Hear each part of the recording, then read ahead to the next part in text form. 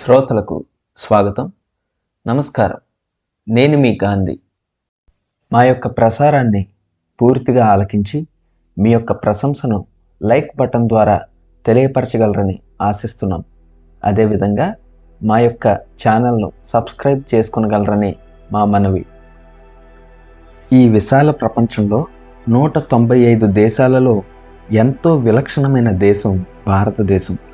అనేక రాష్ట్రాలు, ఎన్నో సాంప్రదాయాలు, మరెన్నో కట్టుబాట్లు.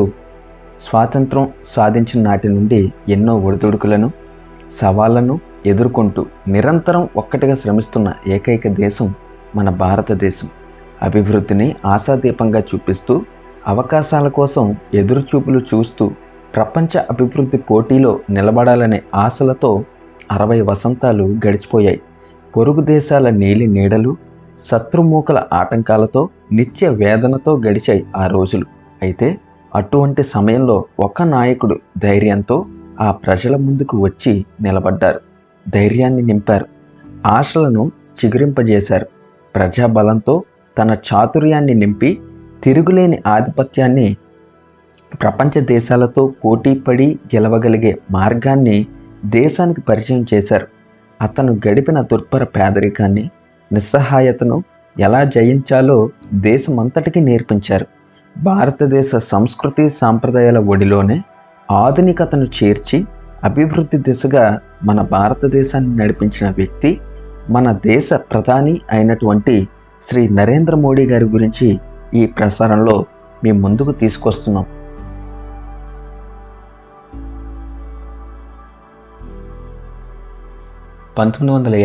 సెప్టెంబర్ 17న గుజరాత్లోని మొహసానా జిల్లాలోని వాద్నగర్లో ఒక దిగువ మధ్యతరగతి కుటుంబంలో జన్మించారు. ఈయన తల్లిదండ్రులు దామోదర్ దాస్ మోదీ, హీరాబెన్ దంపతులకు 3వ సంతానంగా జన్మించారు. నరేంద్ర మోడీ గారు పాఠశాల విద్యను వాద్నగర్లో ఢిల్లీ విశ్వవిద్యాలయం నుంచి దూర విద్య ద్వారా రాజనీతి శాస్త్రంలో డిగ్రీ, గుజరాత్ విశ్వవిద్యాలయం నుంచి రాజనీతి శాస్త్రంలో పోస్ట్ గ్రాడ్యుయేషన్ పూర్తి చేశారు. విద్యార్థి దశలోనే ఆర్ఎస్ఎస్లో చేరి వాద్నగర్లో స్వయం సేవక్గా శాఖలకు వెళ్ళేవారు. 1970లో అహ్మదాబాద్ చేరుకొని ఆర్ఎస్ఎస్లో చేరి అతి కొద్ది కాలంలోనే కీలకమైన బాధ్యతలు చేపట్టారు. ఒక మారుమూల గ్రామంలో తేనీరు అమ్మడం ద్వారా ప్రారంభమైన ఆయన జీవిత కాలక్రమంలో అనేక మలుపులు తిరిగింది. మోదీకి తన తల్లి హీరాబెన్, సోదరి వాసంతితో మంచి అనుబంధం ఉంది. హీరాబెన్ 2022 డిసెంబర్ 30న చనిపోయింది. నరేంద్ర మోదీ గారికి 4 సోదరులు, 1 సోదరి ఉన్నారు. ఆధునిక సాంకేతిక పరిజ్ఞానాన్ని ఎక్కువగా ఉపయోగిస్తారు. వెంట ఎప్పుడూ ల్యాప్టాప్ ఉంచుకుంటారు. ఖరీదైన దుస్తులు ధరిస్తారు. అనేక వ్యాసాలతో పాటు 3 పుస్తకాలను కూడా రచించారు. సొంత ఆస్తి కూడబెట్టుకోలేదు. మంచి వక్త, వ్యూహకర్త అయిన మోదీ గారి జీవితంలో చాలా భాగం ఇప్పటికీ రహస్యమే. సాధారణంగా ముఖ్యమంత్రులు, మంత్రుల వంటి పదవులను అధిష్ఠించిన వారి కుటుంబ సభ్యులు ఏదో ఒక విధంగా లబ్ధి పొందుతుంటారు, రాజకీయాల్లోకి వస్తుంటారు. కానీ మోదీ కుటుంబం ఇందుకు పూర్తి విరుద్ధం. ఆయన సోదరులు, సోదరీమణుల జీవితం ఎవరిది వారిదే. తండ్రి దామోదర్ దాస్ మరణించగా తల్లి హీరాబెన్ మోదీ ఇటీవల మరణించారు. మోదీ గారు శాకాహారి.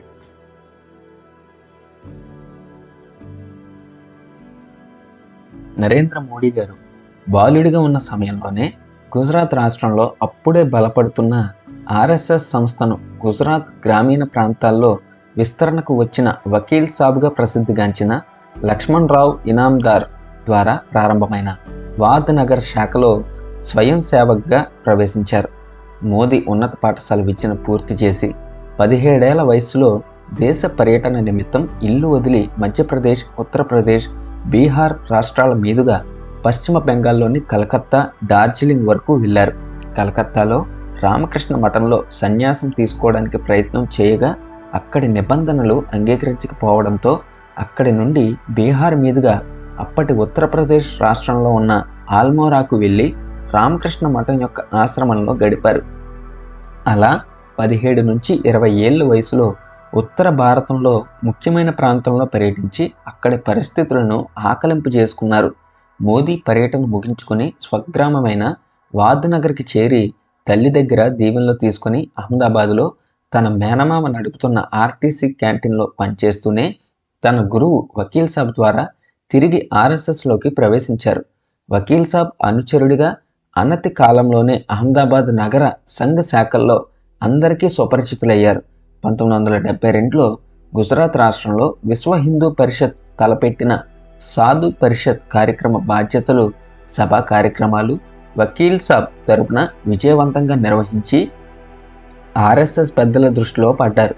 ఆనాటి సంఘలో సంస్థ సంఘ్ చాలక్ గురూజీ తరువాత ముఖ్యులు ఏక్నాథ్ రానాడే, దత్తోపంత్ తేంగ్లే, బాలాసాహెబ్ దేవరాజ్ మున్నగవారు సాధు పరిషత్ కార్యక్రమం విజయవంతం కావడంతో సంఘలో మోదీకి కీలకమైన బాధ్యతలు అప్పగించడం జరిగింది.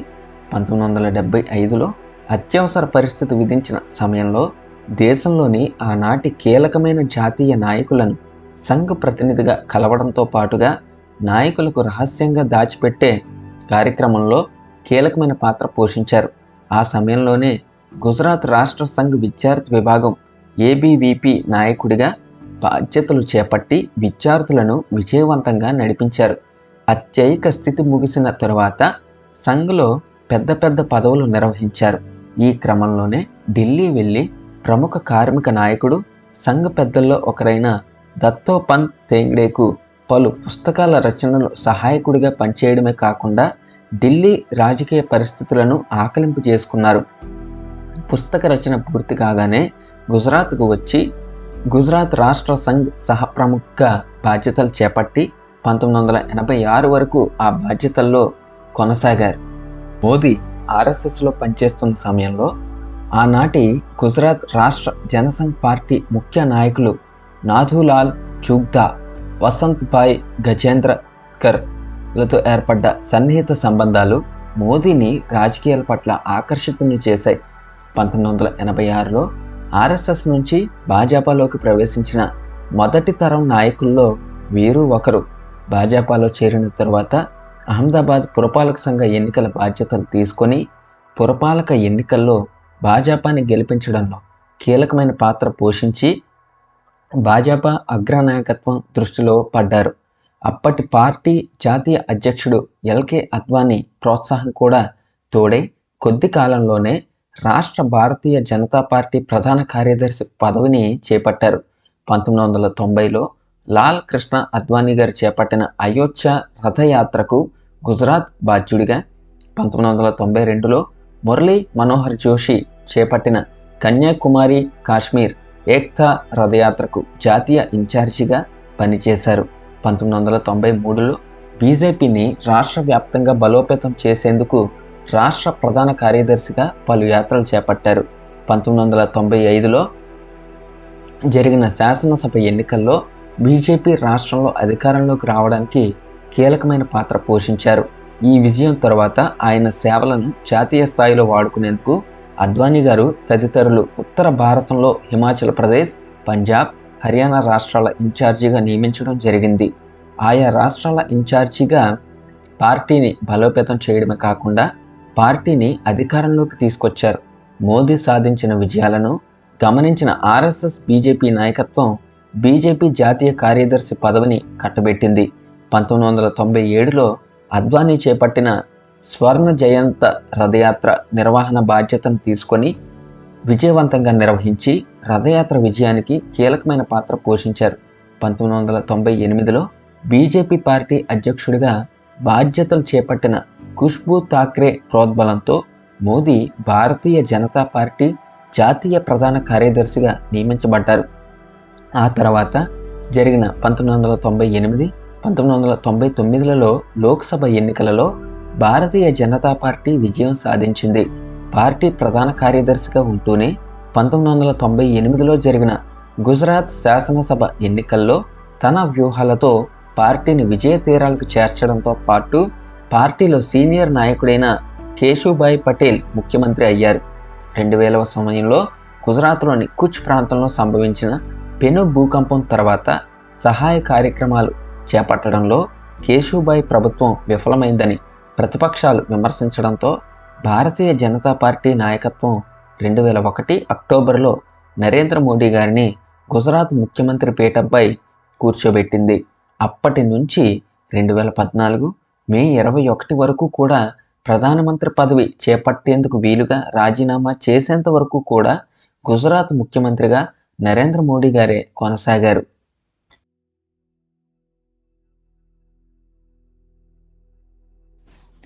ముఖ్యమంత్రి పీఠం అధిష్ఠించిన ఏడాదిలోనే ఆయన అద్భుత విజయాలు సాధించారు. భూకంపం వల్ల నష్టపోయిన ప్రాంతాల్లో పెద్ద ఎత్తున పునరావాస కార్యక్రమాలు చేపట్టారు. 2002లో గోధ్రాలో సబర్మతి ఎక్స్ప్రెస్ రైలు బోగి దహనం తర్వాత జరిగిన అల్లర్లు ఆయన ప్రభుత్వానికి కష్టం కలిగించాయి. దేశవ్యాప్తంగా ఆయన రాజీనామా చేయాలని విమర్శలు రావడంతో రాజీనామా సమర్పించి మళ్లీ ఎన్నికలకు సిద్ధమయ్యారు. 2002 డిసెంబర్లో జరిగిన గుజరాత్ శాసనసభ ఎన్నికల్లో మొత్తం 182 స్థానాలకు గాను భారతీయ జనతా పార్టీకి 126 స్థానాలలో విజయం చేకూర్చి వరుసగా రెండోసారి ముఖ్యమంత్రి అయ్యారు. 2002 గుజరాత్ అల్లర్లపై రాజకీయంగా ఎన్నో విమర్శలు వచ్చినప్పటికీ సమర్థంగా తన అధికారాన్ని నిలబెట్టుకున్నారు. గుజరాత్ రాష్ట్రాన్ని ఆర్థికంగా బలోపేతం చేసి ఉత్తమమైన పరిపాలన కార్యశీలిగా పేరు తెచ్చుకున్నారు. 2007 డిసెంబర్లో జరిగిన గుజరాత్ శాసనసభ ఎన్నికలు దేశవ్యాప్తంగా ఆకర్షించాయి. ఆ కాలంలో ఏ ఎన్నికలకు లేని విశేష ప్రాధాన్యత గుజరాత్ ఎన్నికలకు లభించిందంటే అందులో ఎటువంటి అతిశయోక్తి లేదు. కేవలం ఒక్క రాష్ట్ర ఎన్నికలు దేశవ్యాప్తంగా ఆకర్షించడానికి కారణం ఇది జరగబోయే లోక్సభ ఎన్నికలను ప్రభావితం చేయడమే. అంతేకాకుండా 2009లో భారతీయ జనతా పార్టీ తరపున ప్రధానమంత్రి అభ్యర్థిగా ప్రకటించబడిన లాల్ కృష్ణ అద్వానీది గుజరాతే. కాంగ్రెస్ పార్టీ అధ్యక్షురాలు సోనియా గాంధీ రాజకీయ కార్యదర్శి కూడా గుజరాత్కే చెందినవారు. ఇటీవల కాలంలో అధికారంలో ఉంటూ మళ్లీ పార్టీని గెలిపించిన సందర్భాలు తక్కువే. అటువంటిది వరుసగా మూడో పర్యాయం 182 స్థానాలకు గాను 117 స్థానాలు పొందటం విశేషం. ఆయన స్వయంగా మణినగర్ శాసనసభ నియోజకవర్గం నుంచి కాంగ్రెస్ అభ్యర్థి కేంద్ర మంత్రి అయిన దిన్షా పటేల్పై 87,161 ఓట్ల తేడాతో ఘన విజయం సాధించారు. గుజరాత్లో భారతీయ జనతా పార్టీ ప్రభుత్వం ఏర్పడటం అది 4వసారి కాగా నరేంద్ర మోదీ సర్కారు ఏర్పడటం 3వ పర్యాయం. గుజరాత్లోని 4 భౌగోళిక ప్రాంతాలైన సౌరాష్ట్ర, మధ్య గుజరాత్, దక్షిణ గుజరాత్, ఉత్తర గుజరాత్ అన్నింటిలోనూ భారతీయ జనతా పార్టీ స్పష్టమైన ఆధిక్యత సాధించింది. భారతీయ జనతా పార్టీ కేంద్ర కార్యాలయం ఇది భారతీయ జనతా పార్టీ జట్టు విజయమని, మ్యాన్ ఆఫ్ ది మ్యాచ్ మాత్రం నరేంద్ర మోదీ అని క్రికెట్ భాషలో వ్యాఖ్యానించింది. తాను 2001 నుంచే కాదు ఎప్పటి నుంచో సీఎం అని, ఎప్పటికీ గుజరాత్ సీఎం నేనే అని, సీఎం అంటే కామన్ మ్యాన్ అని నరేంద్ర మోదీ సరికొత్త భాష్యం చెప్పారు. 2012 గుజరాత్ శాసనసభ ఎన్నికలలో మోదీ నాయకత్వంలోని భారతీయ జనతా పార్టీ సునాయాస విజయాన్ని నమోదు చేసింది. నరేంద్ర మోదీ స్వయంగా మణినగర్ నుంచి 86,000కు పైగా ఓట్ల ఆధిక్యతతో గెలుపొందారు. వరుసగా 4వసారి గుజరాత్ ముఖ్యమంత్రి పీఠాన్ని ఎక్కిన నరేంద్ర మోదీ దేశ ప్రజల దృష్టిని ఆకర్షించారు. వేగంగా జరిగిన రాజకీయ పరిణామాలతో ఏకంగా మోదీని ప్రధానమంత్రి అభ్యర్థిగా ప్రకటించే స్థాయికి వెళ్ళింది. 2013లో కర్ణాటక శాసనసభ ఎన్నికలు జరిగిన వెంటనే భారతీయ జనతా పార్టీ అధినాయకత్వం మోదీని ప్రధానమంత్రి పదవికి అభ్యర్థిగా ప్రకటించడంతో దేశవ్యాప్తంగా భారతీయ జనతా పార్టీకి అనుకూల పవనాలు బలంగా వీచాయి. మొదట్లో మోదీ రాజకీయ గురువు లాల్ కృష్ణ అద్వానీ అడ్డు తగిలినప్పటికీ అనంతరం ఆయన కూడా మోదీ అభ్యర్థిత్వాన్ని అంగీకరించారు. 2014 సార్వత్రిక ఎన్నికలలో భారతీయ జనతా పార్టీ నాయకత్వంలోని ఎన్డీఏ మోదీ ప్రభుత్వంతో గణనీయమైన స్థానాలు సాధించింది. మోదీ స్వయంగా వడోదరా నుంచి 5 లక్షలకు పైగా మెజారిటీతో విజయం సాధించడమే కాకుండా వారణాసిలో కూడా భారీ మెజారిటీతో గెలుపొందారు.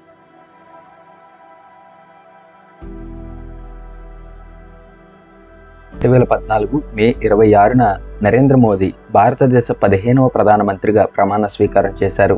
ఆ తర్వాత వరుసగా 2019, 2024లో జరిగిన సార్వత్రిక ఎన్నికలలో మరొక మారు భారతదేశ ప్రధానమంత్రిగా ఆయన ప్రమాణ స్వీకారం చేశారు. భారత ప్రధానమంత్రిగా నరేంద్ర మోదీ పలు నిర్ణయాలు, విధి విధానాలు అమలు చేశారు. వాటిలో 500, 1000 రూపాయలు, 2000 రూపాయల నోట్ల రద్దు, జీఎస్టీ అమలు, అధికరణ 370 రద్దు, ట్రిపుల్ తలాక్ రద్దు, పౌరసత్వం సవరణ చట్టం, జాతీయ పౌర జాబితా అమలు వంటివి ఉన్నాయి.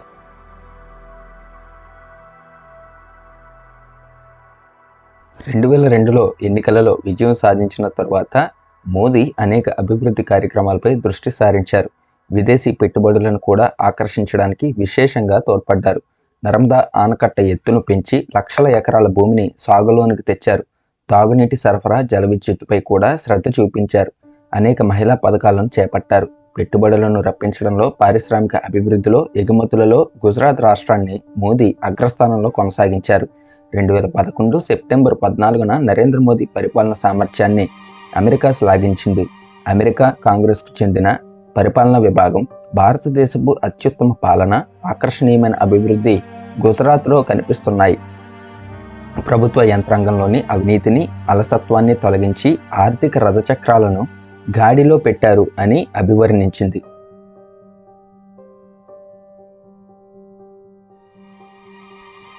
భారత ప్రధాని నరేంద్ర మోదీకి తొలి ఫిలిప్ కోట్లర్ ప్రెసిడెన్షియల్ అవార్డు లభించింది. న్యూఢిల్లీలో 2019 జనవరి 14లో జరిగిన కార్యక్రమంలో ఈ పురస్కారాన్ని అందజేశారు. విశిష్ట లక్షణాలతో దేశాన్ని నడిపిస్తున్నందుకు గాను మోదీకి ఈ పురస్కారం దక్కింది. లెజెండరీ సింగర్ లతా మంగేష్కర్ స్మారకార్థం ఏర్పాటు చేసిన తొలి స్మారక అవార్డును ప్రధానమంత్రి నరేంద్ర మోదీ 2022 ఏప్రిల్ 24న ముంబైలో స్వీకరించారు. భారతదేశానికి నిస్వార్థ సేవలు అందించినందుకు గాను ఆయనకి ఈ అవార్డును ప్రదానం చేశారు. నైజీరియా ప్రభుత్వం తమ దేశ అత్యున్నత పురస్కారమైన grand commander of the order of the Niger 2024లో ప్రకటించింది. మా యొక్క పూర్తి వివరణ పట్ల మీ యొక్క అభిప్రాయాలను, సందేహాలను, ఆలోచనలను, ఆవశ్యకతలను క్రింద ఉన్న కామెంట్ సెక్షన్లో తెలియజేయాలని కోరుకుంటున్నాం. మా యొక్క ప్రయత్నం సఫలీకృతం చేయడానికి సబ్స్క్రైబ్